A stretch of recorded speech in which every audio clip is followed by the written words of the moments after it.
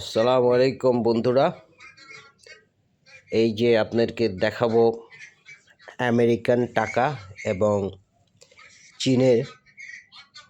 আপনার এখন এগুলোকে আগে মনে হয় ইয়ান বলতো, এখন এগুলোকে আরএমবি বলে। হ্যাঁ,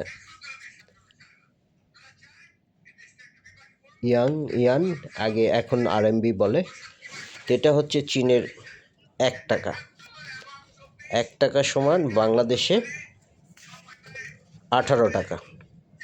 এই যে 1 টাকা সমান সমান বাংলাদেশে 18 টাকা। এটা 1 টাকার নোট, এটাও 1 টাকার নোট। হ্যাঁ, এটা হচ্ছে 5 টাকার নোট, এটা হলো 10 টাকার নোট, এটা হচ্ছে 50 টাকার নোট, এটা হচ্ছে 20 টাকার নোট, আর এটা হচ্ছে 100 টাকার নোট। হ্যাঁ, আর এটা হচ্ছে ডলার, চীনের আমেরিকান ডলার। এটা হলো 100 টাকা, 100 টাকার ডলার।